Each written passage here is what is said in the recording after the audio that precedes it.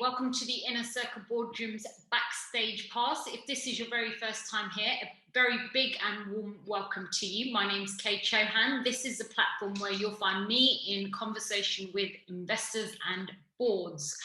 I'll be unpacking their views and approach to business turnarounds and how to scale businesses, particularly during the current circumstances. I'll also bring you the latest thinking into the market gaps and opportunities and investment strategies. Today, I'm speaking with a very good friend of mine called Tan. You have worked for a number of prestigious brands. You've gone in as chief exec, and really, when you're there to do a turnaround job. So I'm really interested to understand the key successes to a restructuring program, but also tap into some of the gaps and opportunities you see within the FMCG sector. We know that the sector has been impacted with the global pandemic, with factories shutting down, interruptions to supply chain. So what I'm looking to uncover today is really the impact and implications to businesses and both investors and operators. Good afternoon or good morning, whenever people are watching this interview online. Yeah, as you rightfully say, I have some experience in fast-moving consumer goods. I would say in food in particular, although I've been active in different industries, including the travel industry, including personal products, detergents, but predominantly in food manufacturing and food logistics, if you like. Most recently, I was the group CEO for Avico, which is the third largest potato processor in the world, similar to a McCain, if you like.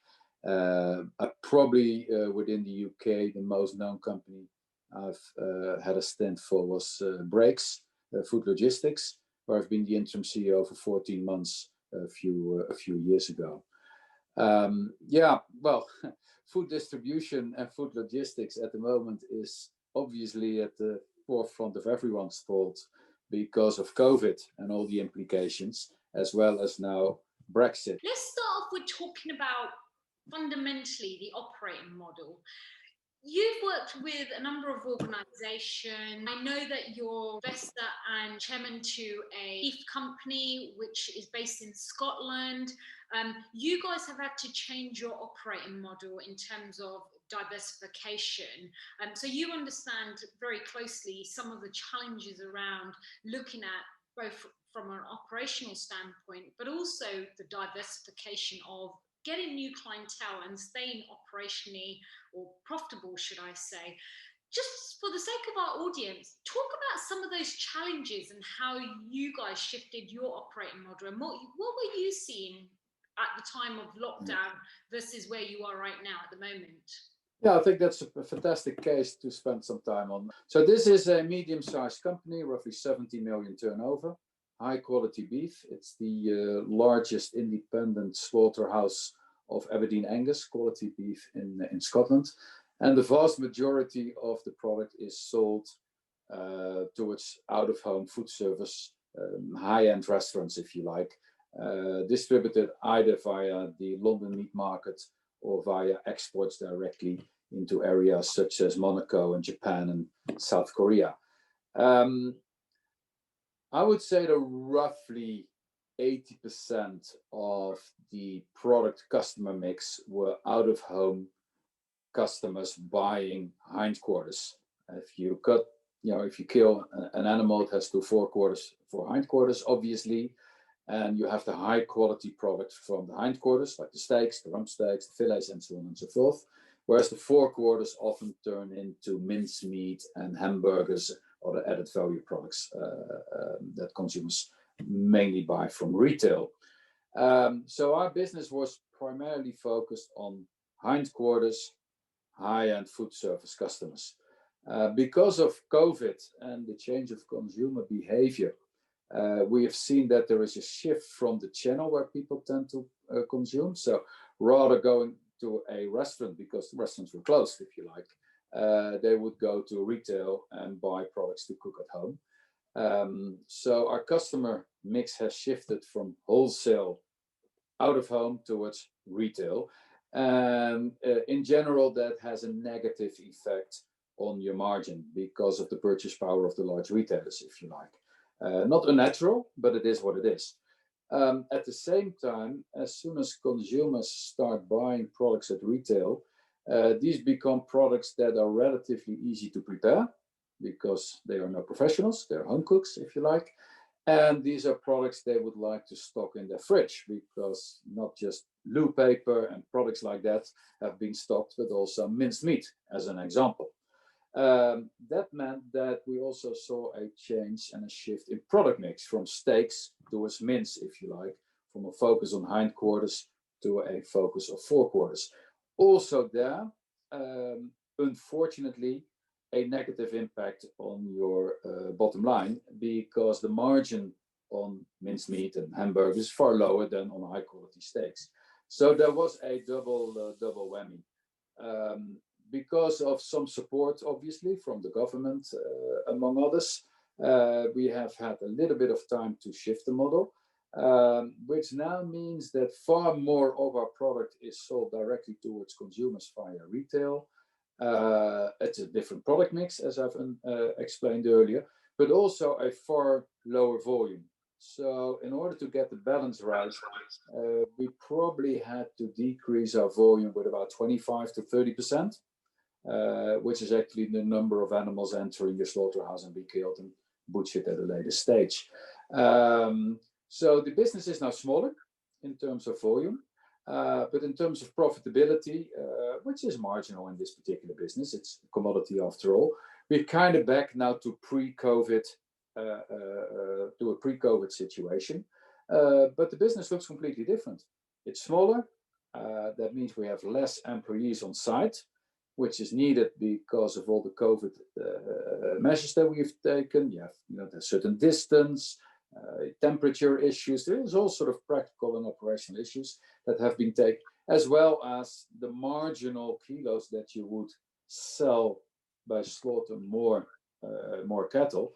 They would end up in a very unfavorable customer and product mix. So you would not really make money anymore on additional cattle, which actually means that we do not seek any growth anymore. In the past, we had a model where we were looking for growth because we had profitable customer and product mix.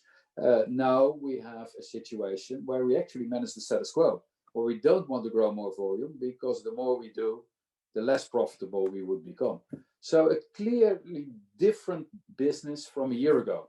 So, I think it's a good example of what can happen to a business when a disaster like COVID just strikes. Whilst I'm sitting here talking to you, I'm thinking about the impact to farmers. And so what do you do with all this livestock that you fundamentally had procured to sell? It has a knock-on effect, actual global supply chain of the end-to-end. Well, it does, but it is obviously more complicated than just us taking less livestock from the farmers' base. The Scottish beef herd was already in decline, obviously not with 30% a year, but there is it's a decreasing number. There is, to a certain extent, a shortage of quality beef, and especially Scottish beef in the market. So all the livestock that is there will actually be purchased somewhere, or not necessarily by us, but could be also by someone else. So that livestock will disappear. But it's very different from, for instance, chicken. Chicken come every week, millions of chicken, and they have to be bought and have to be consumed because you can't have them growing even bigger. You can leave cattle outside for another few weeks, a month, if you like. That doesn't really matter. It's an easier herd in terms of measuring the volume and the supply chain than, for instance, pork or chicken or farmed salmon. So it is relatively well manageable.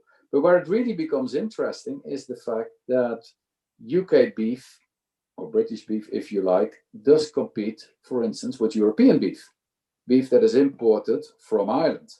Ireland is it's an easier area to grow beef. You don't have all the hills and mountains, but it's just, it's one big map, sort of field, if you like. So they're relatively competitive in terms of price. So we do see often a lot of relatively cheap beef from Ireland being imported in the UK. Now there could potentially all change because of Brexit. That product actually could become bigger and more expensive. And if it becomes more expensive, then obviously there will be more demand for UK and Scottish beef. And that would maybe, consume all the beef that we at the moment and all the cattle that we at the moment do not purchase. So there's so many shifting panels that it's very difficult to predict right now where this will all end up. What sort of impact does that have on a cost base, just to get some sort of idea? That all depends on what they will agree upon. If they will agree upon anything at all, that's completely unpredictable for now. I would not know, but whatever the levy is, that's the impact, right? If it's 10%, it's 10%. If 50%, it's 50%. Because it doesn't really change the cost price of the product. It's just duties imposed on the price as it is.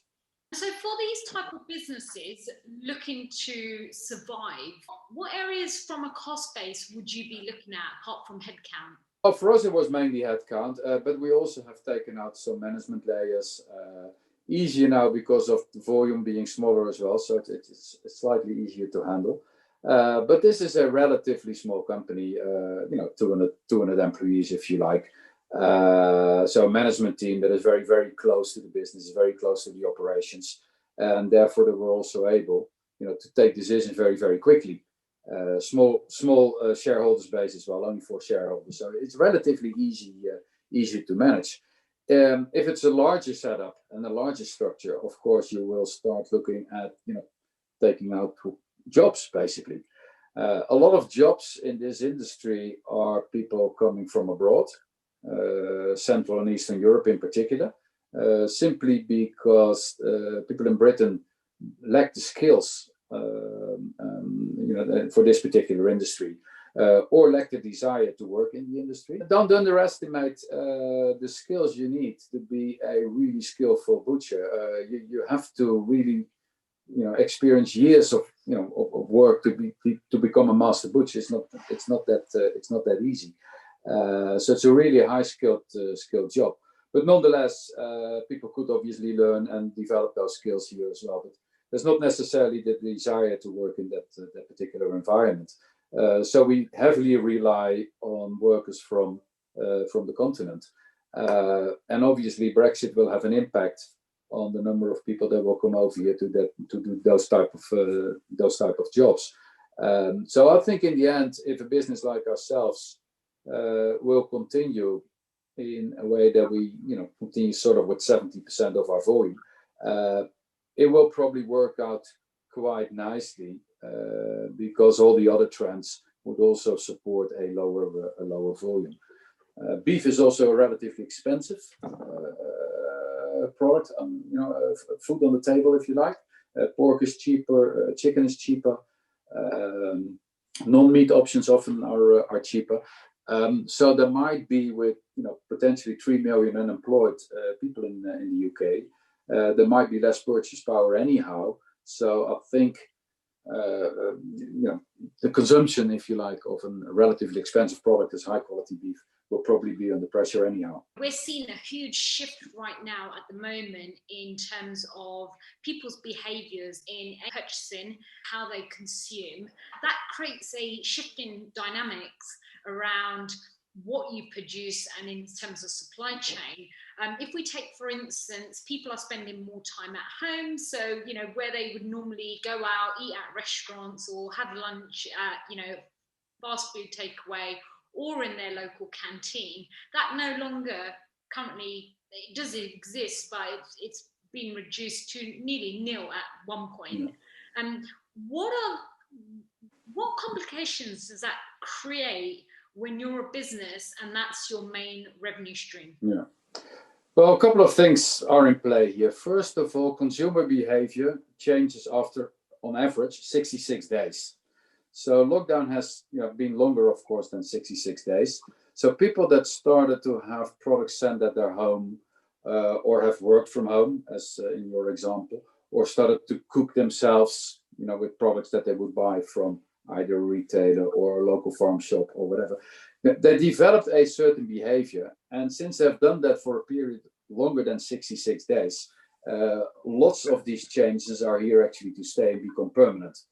And one of those, obviously, is the fact that people go less out for dinner, less to the hospitality industry, if you like. Hence, restaurants will close down. Quite a few of the casual dining chains will disappear. They already were in trouble prior to COVID, but obviously COVID is pushing them over the edge. So there will be clearly far less demand in out-of-home consumption in terms of commercial catering, restaurants and the likes. But at the same time, because people don't go to the office anymore, all the office suppliers like Compass and Sodexo, all these companies that have actually a presence in office in catering or in managing the coffee corner or whatever they do, they will be confronted with maybe 30, 40, 50% less volume. Simple arithmetic. If instead of 5 days in the office, you're only 3 days in the office a week, you start consuming 40% less. So that will have an effect on what Mr. Compass or Mrs. Sodexo will sell. Hence, it will have an effect on what these companies will order from the breaks and the Bitfest and the likes. That will then, in turn, have a knock-on effect on the volume that these companies buy from producers, such as food producers like myself. So there will be a huge, decrease, if you like, in turnover in that particular supply chain.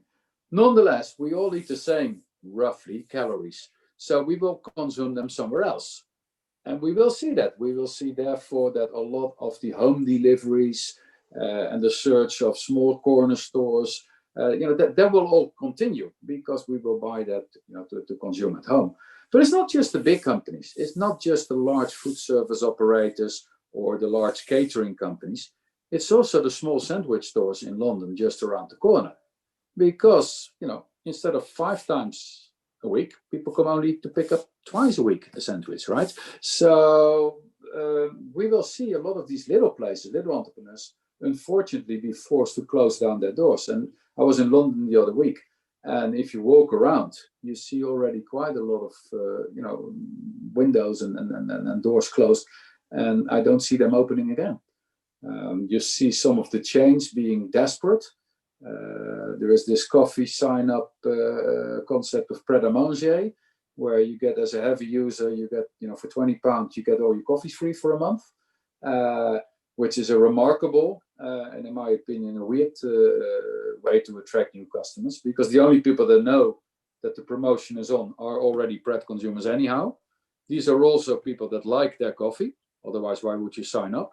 And these are also people that are heavy users, because then it's, of course, beneficial to sign up for a program like that. So what they basically do now is, in sort of desperation of get more people, more footfall in their stores, they give away a lot of free product to their most valuable heavy users, which in the end, I hope for them it works out fine, but I don't see it happen. I don't see it working in all fairness. It's a desperate strategy. Hearing a lot about this subscription-based economy, and investors really, that's what they want to see is repeat business. Do you think that that's the shifting? Yeah, I'm skeptical. I'm skeptical if you look at subscription models, because there are quite a few. You have the HelloFresh of the world and the Blue Aprons, whatever. They have this particular model. But what you do see is that based on these models, they're able to attract a lot of funding from investors. But they spend the vast majority, 60, 70, 80% of that funding on marketing to attract new people, to increase their revenue and to increase the top line. The reason they have to do it is because of people actually walking away again from those companies, right? They subscribe, they get the products twice a week, but they use it only once and just, start stockpiling, and they don't know what to do with it anymore. There's a lot of waste. They have to throw it away. So this whole idea of subscription model is fantastic. I'm not so sure, because the consumer doesn't want to be locked in. The consumer wants to have all the freedom to decide what and when to consume. And the subscription model doesn't help. And what you do see is that a lot of these companies actually work very, very hard to keep up with the subscribers that actually walk away. So I think a lot of the investors will be in for a negative surprise going forward. How do you think investors and operators should be thinking about their long-term strategy in order to mitigate risk and retain profitability? I think a lot is common sense in the world, right? And what you do see is that especially with investors, they sort of follow where other investors go, and before you know it, you enter some sort of pyramid scheme. And as we all know, if you are part of that scheme and you walk away in time, is not a big problem, because the issues are passed on to the next generation of investors. But eventually, some of these companies go either bust, or that will just you see the value of the companies decrease. So someone will pick up that bill, and we know all these things. These schemes we have seen through the ages. In the past, people paid, the price of a big house for a tulip bulb in Holland in the 17th century, right? And anyone could have thought it's not that, it doesn't have that particular value. But people still, and especially lazy investors to a certain extent, are attracted to these sort of schemes to a certain extent. So I think that there will always be risky. But logic is an interesting, and common sense is an interesting concept, because as early as in February or March, you could already see changes that were here to stay, fundamental changes and shifts in the market. Nonetheless, leaders didn't do anything. There was an inertia with business leaders because of the government providing them with an awful lot of free money. And if you look today, the balance sheets actually look very, very good and very strong. Some retailers are now passing on their money back to the government, like Tesco. I think it was like 500 million. I read the other day, and some others follow suit. So the balance sheets are very, very strong, but they haven't really taken fundamental strategic decisions to make changes. And what you hear all the time is, there is no urgency, or we don't know all the answers yet, or we don't know all the problems. But actually, we do know that after 66 days, consumer behavior changes are there to stay. It's research, is in the literature. Everybody should be able to know these sort of things. What we also know is, regardless of what is happening now, people have learned that certain elements in life are more important, for instance, than consumption. Consumption as leisure activity is not as important anymore. People have learned the value of being, with locals, being with your family, having a good time, instead of just maybe buying your 5th pair of jeans that you don't know because you already have 4, right? So there are these sort of fundamental shifts that you can already start predicting, but you need to act, and nobody acts. If you look at places where somehow people come together, whether there's a cruise ship or it's a restaurant, this or you're in event marketing, these sort of businesses will continue to suffer, because it's not like you switch off COVID tomorrow and once of a sudden everybody's going out. People are afraid, people are they're careful, they've changed their behavior, they go to read, they've learned to cook at home, so they don't go to a restaurant. We know all these things. We know 80% of what is there to know, but nobody still acts. The way I look at it, if you look at the businesses now, there are only 3 types of businesses, right? There are businesses that have a product or a service that is no longer required or in less quantity. There are businesses with products and services that everybody seems to want, so they're growing now with tremendous growth. And you have businesses sort of in between that need to make sure that they make the right transformation to become, growth companies rather than companies that need to be restructured. So if you look at how people tend to talk about individuals, how they would come out of lockdown, a hunk, a chunk, or a drunk, you could actually apply that to businesses as well, right? So you have the chunks. These companies, these businesses are simply now too fat. They have to go into restructuring mode. They need to get rid of a lot of cost in order to survive because people don't want really what they have to offer anymore. Then, of course, you have the hunks. You have the guys that do home delivery, that do local stuff that everyone knows now. And they go to tremendous growth, 2 times, 3 times, 4 times, 5 times the growth. Brings their own challenges because working capital issues, employees issue, but it's of course positive, but also they have to go to all sort of challenges, if you like. And in the middle, you have the drunks. They're sort of walking around and don't really know what to do yet. And if they make the wrong decisions, they fall over and they become a chunk. Unless they make the right decisions and they, take it forward and then become a hunk, if you like. And there are no other businesses. All the businesses you can think of will fall in one of those three buckets. And what is really remarkable to me is that there is so little change yet. Prior to COVID, all the management teams and the strategies were aligned.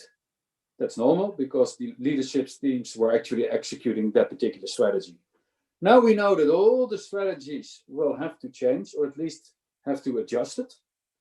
So you would argue that means that also those leadership teams need to be changed or adjusted, or something at least needs to happen. Well, I pick up the Financial Times every day and I'm looking at the front page and trying to find these bold chairmen that actually took action and have changed their team, have changed the strategy. I don't see it. I really don't see it. So to my opinion, there's not enough activity. There's an inertia, and that is fed by all sort of government subsidies, to people, to businesses that don't do, really add any value at the moment. Why would you change your board of directors when it wasn't a result of them? It was a result of something that was economical out of their hands. Because you shouldn't look at the past. You should look at the future, right? And the teams need to be fit for future. So it's not about punishing them because it's not their fault. It's not completely irrelevant whose fault it is. It is about what is the future going to look like, and do I have the proper people there to bring me there? And that's and it has nothing to do whether it's fair or whether it's punishment. The whole thing of looking back in the back mirror should be something of the past anyhow. There was more change, right? And everyone was talking about it, that the speed of change was accelerating. Well, I think it has just accelerated, exponentially through this whole COVID crisis. So what we tend to do is our teams are orchestras, right? So these are classical orchestras. You give them a piece of sheet music. You say, okay, I need 10 violin players, I need 2 trumpet players, and so on and so forth. We're going to play this piece of music, which is actually, this is our plan for the year, or this is our 3-year strategy, and so on and so forth. So we're going to execute it. The point is, that's no longer valid because these plans change now all the time and need to be adjusted and adapted. So rather than a classical orchestra, we need a jazz band. And we need a jazz band that is just improvising and playing what the public wants. And that could be something different every moment, every day, every month, and so on and so forth. So this whole talk that you sometimes see now in the papers as well, oh, it's not too bad, we only do 10% worse than last year. It's completely irrelevant because last year will never come back, right? So this is the new base. This is the new reset, and we have to see how can we get into the future. And then you get the fairness. We couldn't predict a pandemic. We couldn't predict a lockdown. Well, actually, you could. We could not exactly predict COVID-19 and what exactly the implications were. But the fact that there can be a pandemic with a result, a lockdown, there are dozens, if not more, books and films on this particular topic. Would I have had a real diversified board and not diversified just gender or whatever, passport, but diversified in terms of thought? If I would have an author or a filmmaker on the board, he or she could have helped us with different scenarios, right? And you don't see it happening. The thing is, I've sort of said it to once or twice before, and the people say, "Yeah, but you don't know exactly COVID." It's irrelevant. You could take a lockdown. A lockdown could be because of the weather, could be because of a virus, could be a terrorist attack. It doesn't really matter. But there are scenarios that actually lead to a lockdown. And if there's a lockdown, what are we going to do as a business? It's completely irrelevant to know exactly why the lockdown is there, right? It's only a consequence of something else. And I agree, that's something else you can't predict. But it's not relevant, is it? A bottleneck in some of the food that we consume just because of the lag of trying to get goods here over to the UK? Yeah, for sure, for sure. And the problem is, of course, perishables, because they can't wait for a week, right? If I'm a buyer of fresh food at a large retailer, I never see the product that I buy, because I buy a truck of strawberries, for argument's sake. The moment I buy them, they're already getting older. And then there is a clock ticking, right? And at a certain moment, you can't consume them anymore. You have to dispose them or whatever. So if there's any hiccups at borders, because of, I don't know, paperwork or whatever, or just traffic jams, whatever, this will have tremendous impact on the rest of the supply chain. We see, for instance, other elements like frozen depots and warehouses all over Europe, including the UK. They're full. They're just full. There's frozen products everywhere. It means that the price of stock keeping is already rising, and somehow that will be in your cost price structure. Somehow that will find itself in the price on the shelf that you and I as consumer will pay. So all these elements will have some sort of a knock-on effect. I think forecasting and planning, it's difficult, but when you start taking into things like consideration, such as your inventory, and then looking at storage cost and tracking and everything else that adds on to that, I'm trying to think of what those margins are going to look like, because they're quite tightly squeezed already, and typically they're based on volume. So now that you bring in less volume and you've got other surcharges that are added on top, I'm trying to figure out how profitable that is. I think the volumes obviously will be under pressure. Any business model that is dependent on volume, you have to look very, very careful if that model will survive. I'll give you two things to consider. One, for instance, yesterday, in Holland, in my home country, they declared a lockdown until January 16, I believe. So all the businesses actually were hoping for Christmas sales to make up for a little bit of the problems that they've had over the last 10 months. They will be denied that profit, if you like.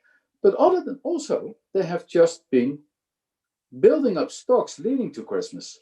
All that stock, or part of that stock, will be unsold. So it's working capital, it's product that will deteriorate, so there will be an awful lot of waste. But a lot of them will have cash problems and cash constraints and might fall over. So that's something to take into consideration as an investor, obviously. The other thing is, I think in general, we're looking too much at price and volumes anyhow. For certain players, price is a very important discriminating element of the marketing mix. If you're a German discounter, you will be the best and the cheapest, because that's what you're good at. And nobody will beat the German discounters on price. They can try, but they can't, right? That's their thing. They're very good at it. So the others have two different choices. You're either better or you're different, because you can't be cheaper. The other guys are cheaper. So you have to focus on being better or different. It's also an element where I focus on in my new book that has been published on Amazon the other day, F the Price, Long Live the Service, because you can't all just focus on price.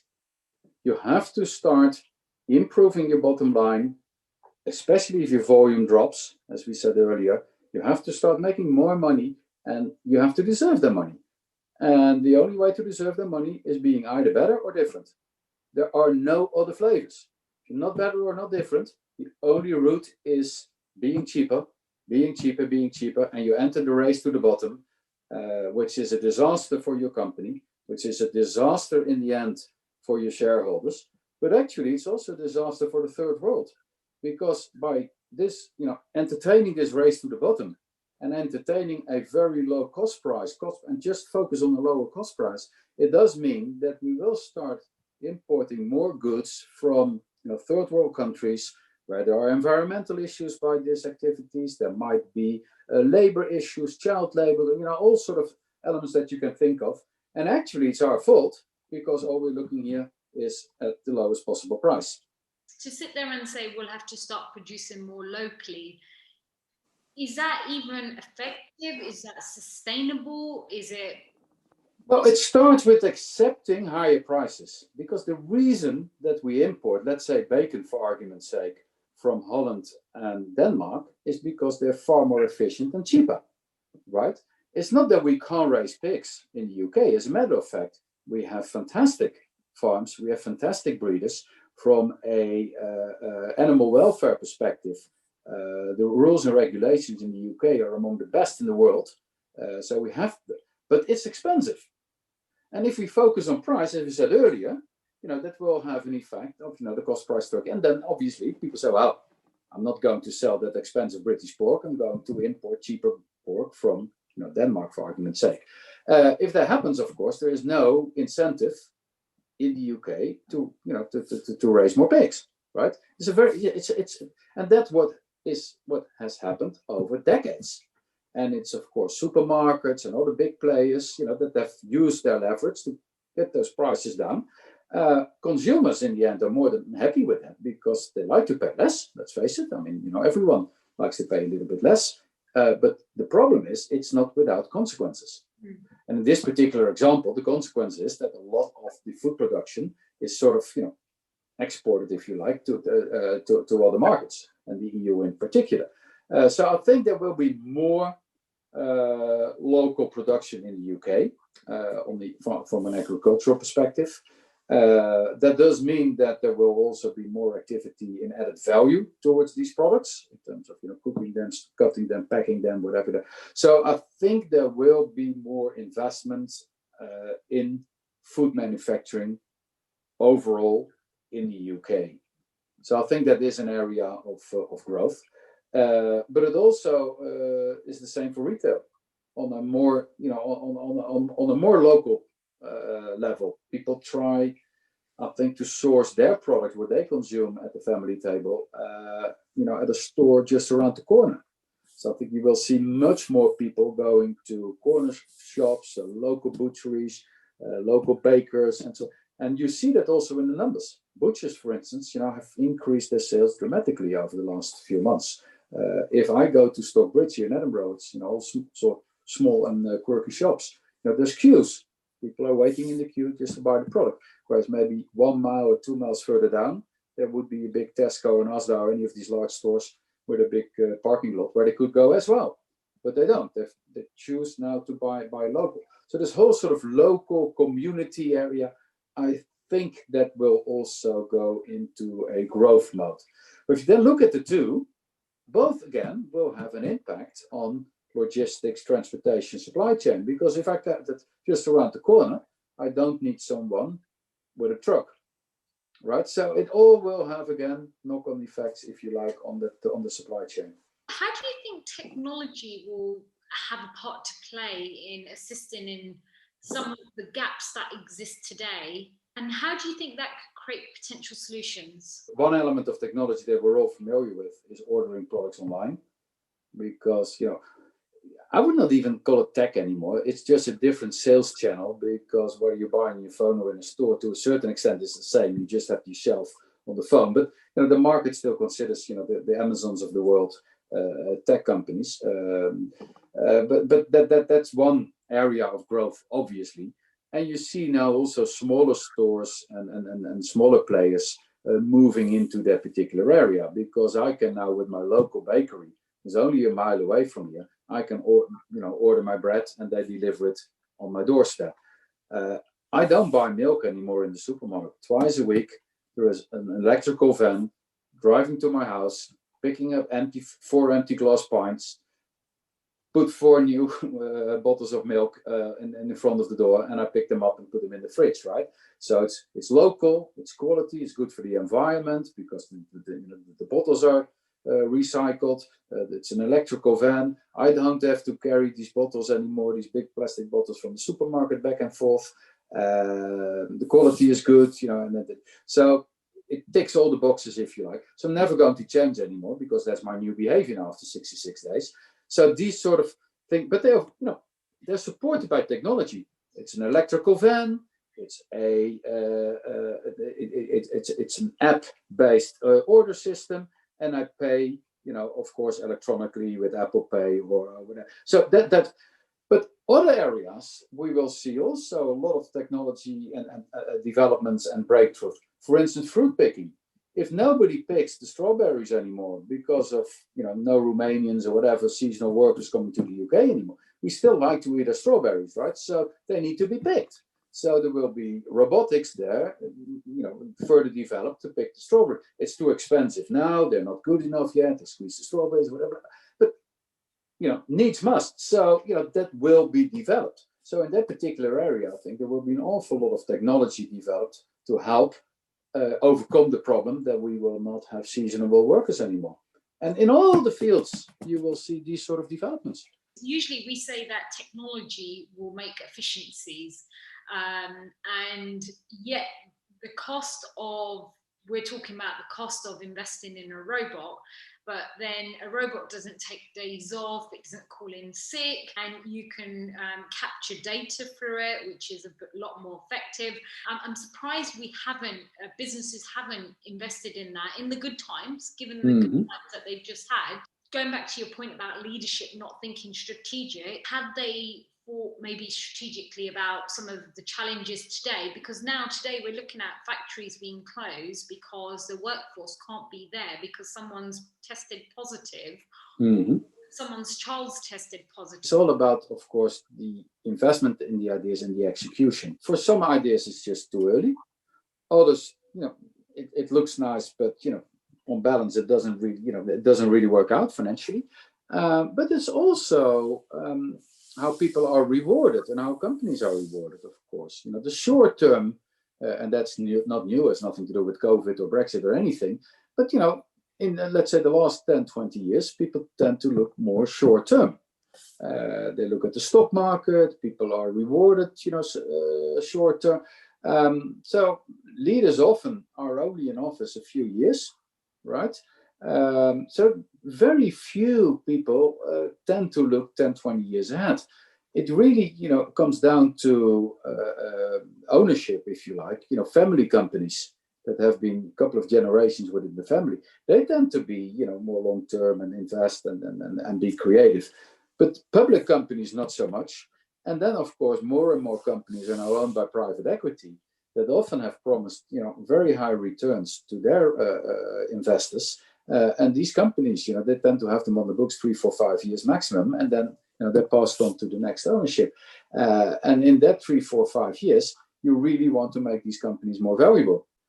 Most of these companies are sold on a multiple of EBITDA or something like that, some sort of a formula. So you can't forego any profits for the next 2, 3 years because you're invested maybe in a robot that might work 10 years down the line. It's simply not on. So I think ownership will probably be, a large contributor to determining whether a company looks strategic or not. Do you think public companies will change coming out of this with their strategy and approach? I think they will be the last one, in all fairness. Because there is this system that we built, this environment with quarterly results and yearly results and looking backwards and compare towards plan and multiples, if you like. And I don't see that changing very, very quickly. Stock price is also not only determined by the results and the performance of the company. It's also, for instance, an effect of interest rates.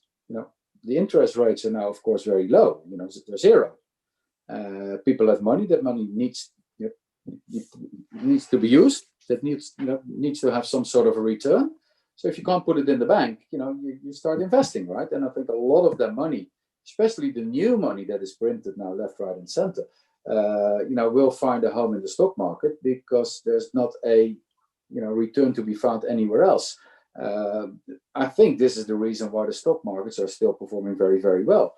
And I think that's inflation more than anything else. I don't really believe that we should be at historical highs in terms of the stock market now. And I don't think it will be a crash anyway, any moment soon, because governments and others will try to keep those prices up, right? It's important that the stock price.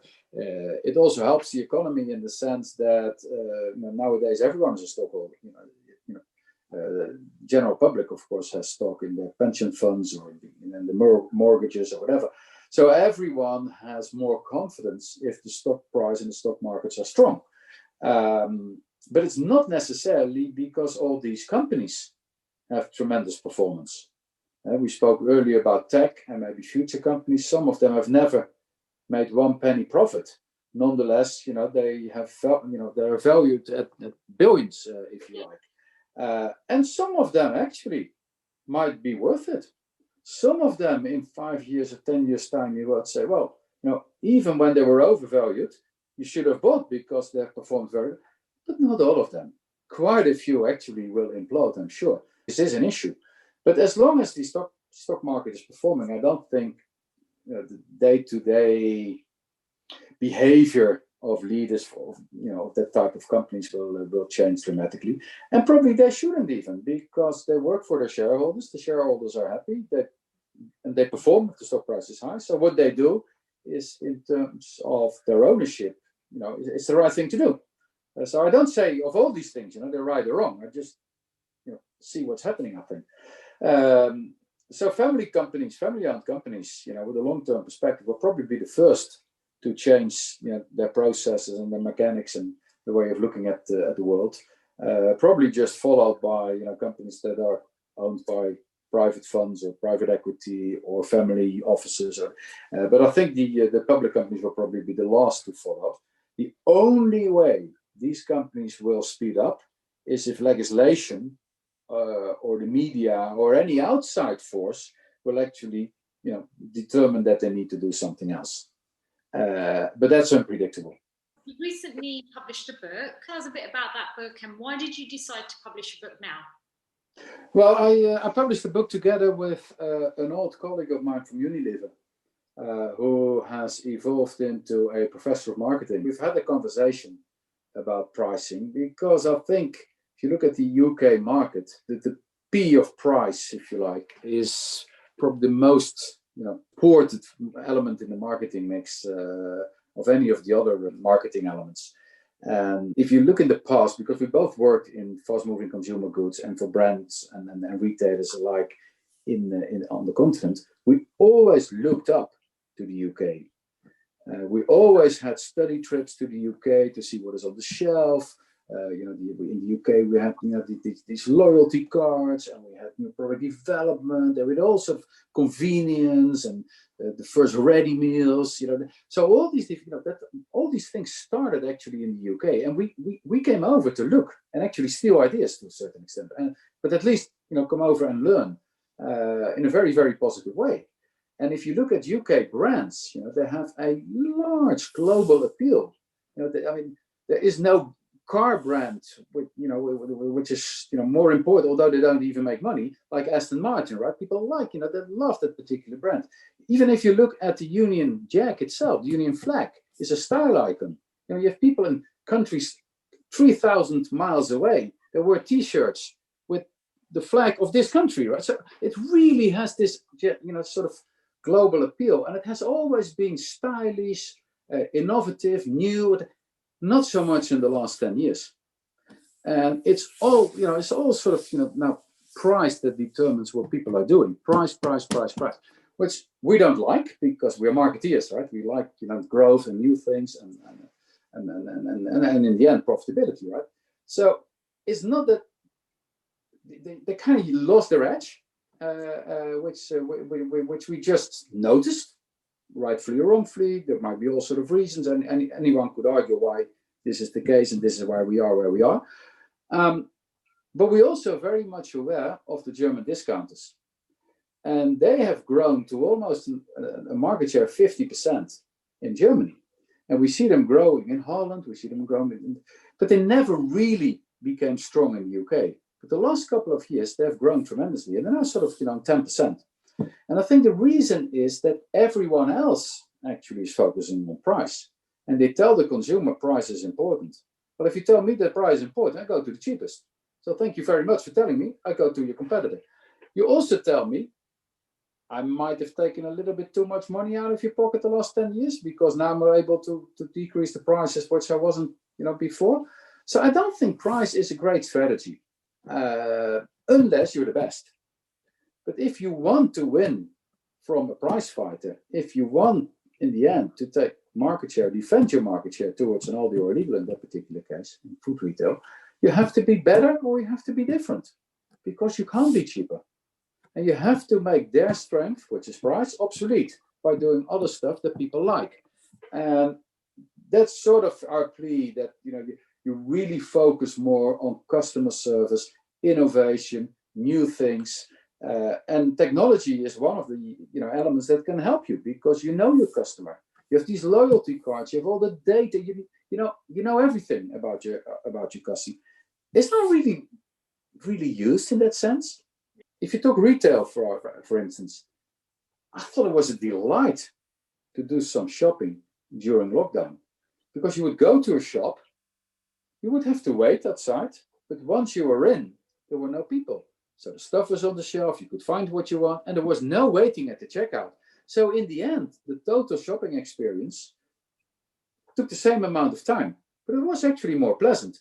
And I've argued with a few people in retail, some CEOs and chairs, that you should take learning from that and actually change the whole shopping experience and let people wait before they enter a shop and somehow entertain them during that waiting time. And once they go then in, everything is there. They don't have to wait at the checkout. They go home. They spend exactly the same amount of time, but it was a far more pleasant experience. So what you need to do, Mr. Retailer, you go to Disney, because all the parks are closed down, you nick a few of those employees that have nothing to do now, and they know how to manage a queue. Because a retailer doesn't know how to manage a queue. I'm bored in a queue. Nobody is entertaining me. Nobody is selling me anything. I'm just there waiting, losing time. The guys at Disney know, because I queue an hour for a 20-second event. I do that. So, and people do that, right? So it's again thinking different, looking different at people. That we said earlier, diversity of thought, diversity of background.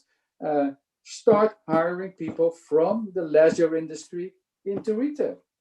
I don't see it happening yet. It should happen. A lot of people, this will be a reset button in a positive way as well. I think people really want to have a personal experience as well. In that e-commerce experience, they want it to be personalized and just generalized. It always fundamentally comes back to price. So it's just trying to find the balance of affordability and also being able to give the consumer what they want. Yeah. And you've got to create an experience where people take out the cost factor of it. Yeah, you make the cost obsolete. But if you buy cheap and in the end what you have is rubbish, or you have to throw half away, or you don't really enjoy it, or it's your 6th pair of jeans, but it was cheap, but it's now in your and you never use it, right?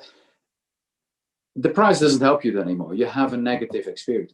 Yeah. And I realized this is not for everything. And I realized there are price concepts. And I realized there will be 3 million people very cash strapped because they will be with and they might have to go for it. I do understand it, but it's not the whole market. I just want to say thank you so much for hopping on a call with me to share your thoughts, some of the impact and implications that you see. Guys, I hope you enjoyed this conversation. Please don't forget to like, share, and subscribe for conversations just like this. Also, participate, get involved in the conversation. Let us know your thoughts. Do you agree with Ton? Do you disagree? What are you seeing at the moment? Also, let us know what topics and questions you have in mind, and who are the business leaders that you would like to most hear from, and we'll try and get them on board. Ton, if anyone wanted to reach out and connect with you, what's the best way forward? I have a strong LinkedIn presence, so I would think it's probably the easiest way just to find me on LinkedIn. Not that many people are called Ton Christianse, so it's probably very easy to find. Ton, thanks again, and I will speak to you soon. Bye-bye. Bye-bye.